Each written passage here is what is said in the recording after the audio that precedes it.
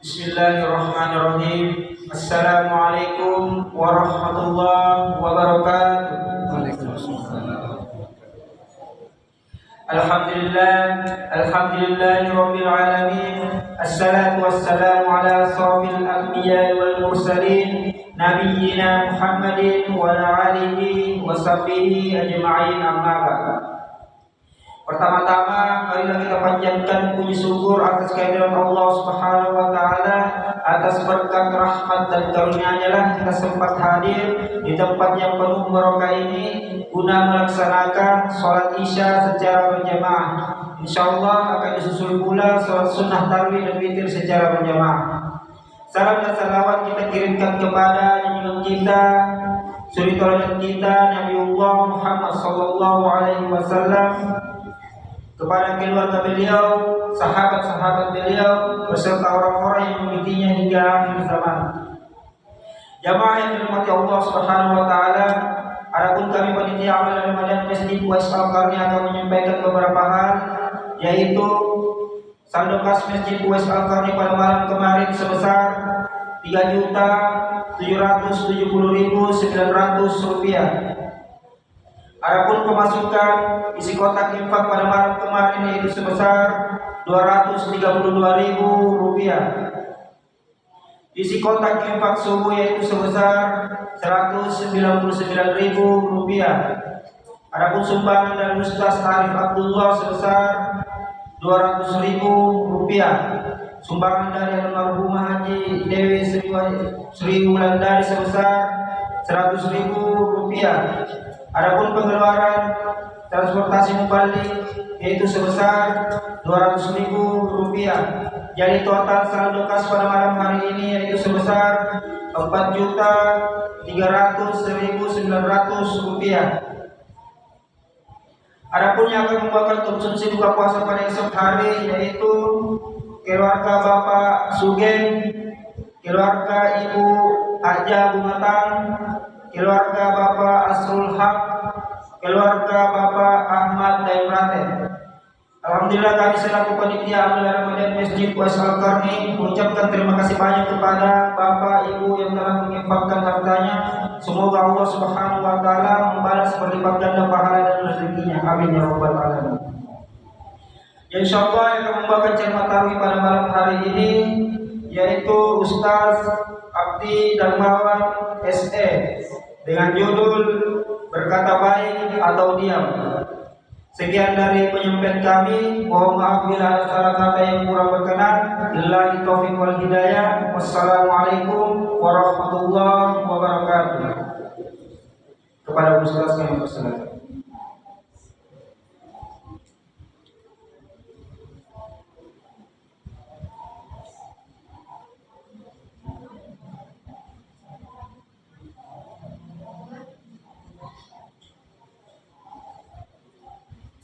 Bismillahirrahmanirrahim. Assalamualaikum warahmatullahi wabarakatuh. Alhamdulillahi rabbil alamin. Hamdan katsiran tayyiban mubarakan fihi kama yuhibbu rabbuna wa yarda. Ashhadu an la ilaha illallah wahdahu la syarika lah. Wa ashhadu anna Muhammadan abduhu wa rasuluh. Amma ba'd. Ma'asyiral muslimin wal muslimat yang insyaallah dirahmati dan dimuliakan oleh Allah Subhanahu wa taala. Pertama-tama dan paling utama, marilah senantiasa kita memuji, kita bersyukur kepada Allah Jalla wa Ala atas berbagai nikmat yang diberikan kepada kita semua, sehingga di malam hari ini, malam yang ke-27 Ramadan, Allah Subhanahu wa taala masih memberikan kita kesehatan, masih memberikan kita kesempatan, dan masih memberikan kita keamanan dan keimanan, sehingga kita dapat hadir dan berkumpul di tempat yang penuh mubarakah ini, di salah satu rumah dari rumah-rumah Allah Subhanahu wa taala dalam rangka melaksanakan ibadah kepada Allah Subhanahu wa taala. Dan tak lupa pula salam serta salawat senantiasa tercurah kepada baginda Nabi Rasulullah Muhammad sallallahu alaihi wasallam, Nabi dan Rasul yang diutus oleh Allah Subhanahu wa taala sebagai rahmatan lil alamin. Masyaallah muslimin wal muslimat, jamaah tabi rahimakumullah. Nikmat Allah Subhanahu wa taala yang diberikan kepada kita sangatlah banyak, jamaah sekalian. Kita tidak bisa menghitung dari nikmat-nikmat Allah Subhanahu wa taala yang telah diberikan kepada kita. Mulai kita bangun dari tidur kita hingga kita kembali tidur, jamaah sekalian. Sangat banyak dari nikmat-nikmat Allah Subhanahu wa taala. Allah Subhanahu wa taala berfirman, wa in ta'uddu ni'matallahi la tuhsuha. Dan jika kalian ingin menghitung-hitung dari nikmat Allah Subhanahu wa taala, niscaya kalian tidak dapat untuk membilangnya, tidak dapat untuk menghitungnya. Maka jemaah sekalian mati Allah Subhanahu wa taala, wajib untuk senantiasa kita bersyukur atas segala apa yang Allah Subhanahu wa taala berikan kepada kita. Dan salah satu nikmat yang Allah Subhanahu wa taala berikan kepada kita yakni nikmat lisan, yang dimana Allah Subhanahu wa taala berfirman, alam naj'al lahu 'ainayn wa lisanan wa syafatayn. Bukankah kami telah memberikan kepadanya dua buah mata, kami berikan lisan, dan kemudian kami memberikan dia dua buah bibir. Maka Allah Subhanahu wa taala, jemaah sekalian, menganugerahkan kepada kita nikmat yang sangat agung ini. Di antaranya yaitu nikmat lisan, yang dimana dengan lisan kita, jemaah sekalian, kita gunakan untuk beribadah kepada Allah Subhanahu wa taala. Dengan cara apa, jemaah sekalian? Yakni hendaknya kita senantiasa menggunakan lisan kita untuk berkata atau bertutur kata yang baik, atau berzikir kepada Allah Subhanahu wa taala, mengingat kepada Allah Subhanahu wa taala. Kita ucapkan ucapan-ucapan yang mengandung manfaat kepada manusia, yang mengandung kebaikan kepada manusia. Dan janganlah kita menggunakan lisan-lisan kita, jamaah sekalian, untuk bermaksiat kepada Allah Subhanahu wa taala, untuk berkata dan perkataan yang buruk, dengan menggibah, membicarakan aib saudara-saudara kita, menggunjing dari saudara-saudara kita, mencemooh, menggolimi saudara-saudara kita dengan perkataan-perkataan kita. Terlebih di bulan Ramadan, jemaah sekalian, kita bukan hanya menahan perut kita dari makan dan minum, kita bukan hanya menahan kemaluan kita dari berhubungan suami istri di siang hari, tapi kita juga harus menahan lisan kita, jemaah sekalian, dari berkata perkataan yang tidak baik. Karena dengan berkata perkataan yang tidak baik pada saat berpuasa, maka seorang itu tidak akan mendapatkan sempurnanya ibadah puasa yang ia jalankan.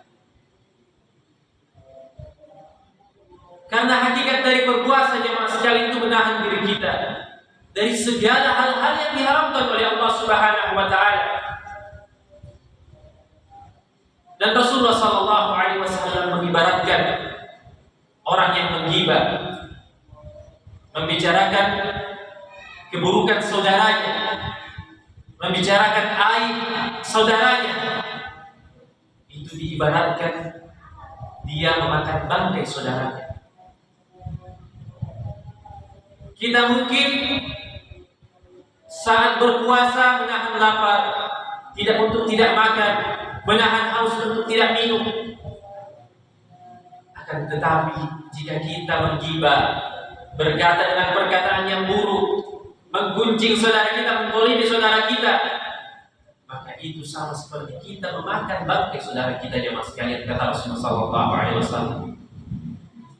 Maka pentingnya kita menjaga lisan kita dengan mengucapkan perkataan yang baik, perkataan yang mengandung ibadah kepada Allah Subhanahu wa taala, perkataan yang bermanfaat untuk diri kita dan bermanfaat kepada manusia.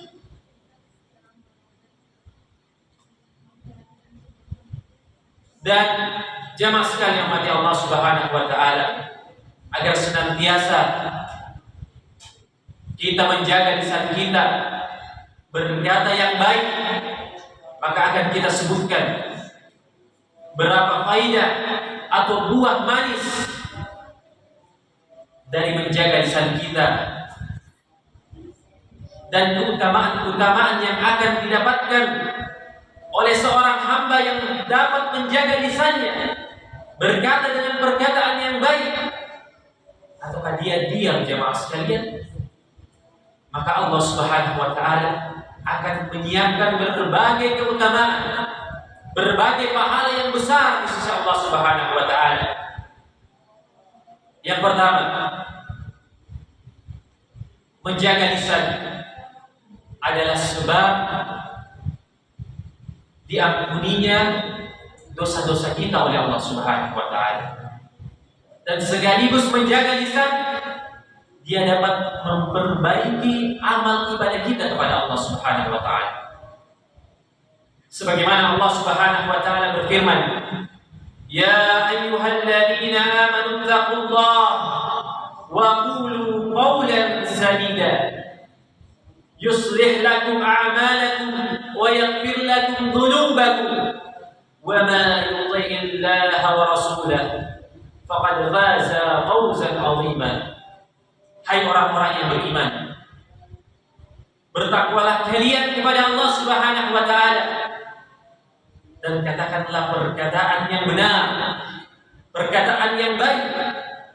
Niscaya Allah Subhanahu wa taala akan memperbaiki bagimu amalan-amalanmu. Dan Allah Subhanahu wa taala akan mengampuni dosa-dosamu. Dan barang siapa mentaati Allah Subhanahu wa taala dan Rasulnya, maka sesungguhnya ia telah mendapatkan kemenangan yang besar. Ini jemaah sekalian mati Allah Subhanahu wa taala. Dengan berkata yang baik, dengan berkata yang benar, menjaga lisan kita, maka ini akan menjadi sebab diampuninya dosa-dosa kita oleh Allah Subhanahu wa taala dan diperbaiki amal ibadah kita oleh Allah Subhanahu wa taala. Kemudian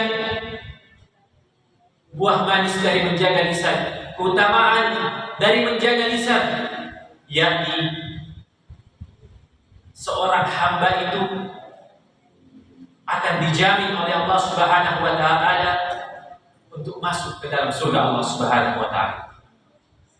Sebagaimana hadis Nabi sallallahu alaihi wasallam, bahwasanya Rasulullah sallallahu alaihi wasallam bersabda, "Man yu'man li ma baina lahyayhi wa ma baina rijalaihi atman lahu jannah." Barang siapa yang menjamin untukku sesuatu yang berada di antara jenggotnya atau mulutnya dan di antara kedua kakinya atau kemaluannya, maka aku akan menjamin baginya surga Allah Subhanahu wa taala. Ini jemaah sekalian, keutamaan yang sangat besar yang akan didapatkan oleh seorang hamba apabila hamba tersebut menjaga lisannya, berkata dengan perkataan yang baik dan menjaga sesuatu yang ada di antara kedua kakinya, yakni kemaluannya, tidak melakukan zina. Maka Allah Subhanahu wa taala akan memberikannya surga, yang dimana surga ini merupakan tempat yang terbaik yang disediakan untuk orang-orang yang beriman kepada Allah Subhanahu wa taala. Kemudian yang terakhir jemaah sekalian, buah manis atau keutamaan apabila seorang hamba itu mampu menjaga lisannya, mampu berkata dengan perkataan yang baik. Ataukah kalau dia tidak mampu berkata dengan perkataan yang baik, maka dia diam saja jemaah sekalian. Maka di antara keutamaan dari seorang hamba apabila dia senantiasa menjaga lisannya, yakni merupakan tanda dari tanda-tanda keimanan seorang hamba kepada Allah Subhanahu wa taala dan menunjukkan kebaikan agama seorang hamba kepada Allah Subhanahu wa taala. Yang dimana Rasulullah sallallahu alaihi wasallam bersabda di dalam sebuah hadis yang diriwayatkan oleh Imam Bukhari dan Imam Muslim dalam sahihnya, Rasulullah sallallahu alaihi wasallam bersabda, "Man kana yu'minu billahi wal yawmil akhir falyakul khairan aw liyasmut." Barang siapa yang beriman kepada Allah Subhanahu wa taala dan hari akhir, maka hendaknya dia berkata yang baik atau diam. Ini jamaah sekalian bagi Allah Subhanahu wa taala. Dan Rasulullah sallallahu alaihi wasallam di dalam hadis lainnya bersabda, "La yastaqimu imanu abadin hatta yastaqima qalbu." Tidak akan lurus di atas jalan istiqamah iman seorang hamba sebelum istiqamah hatinya. Wala yastaqimu qalbuhu hatta yastaqima lisanuhu. Dan tidak akan istiqamah hatinya seorang hamba sebelum istiqamah lisannya. Maka di antara ciri keimanan kepada Allah Subhanahu wa taala dan kebaikan agama seorang hamba, yakni senantiasa dia menjaga lisannya. Dia berkata dengan perkataan yang bermanfaat, perkataan yang baik, ataukah dia diam apabila dia tidak tahu jemaah sekalian. Karena banyak orang yang dia tidak mengetahui ilmunya jemaah sekalian, dan juga malu untuk bertanya kepada para ulama. Lalu dia dengan sok taunya dia menjawab sesuai dengan hawa nafsunya, sesuai dengan apa yang ada di pikirannya jemaah sekalian. Terlebih di zaman sekarang ini, di zaman modern yang dimana bukan hanya lisan yang harus kita jaga, tapi kita harus menjaga jari jemari kita jemaah sekalian. Karena bahayanya media sosial sekarang jemaah sekalian, HP jemaah sekalian kita pegang,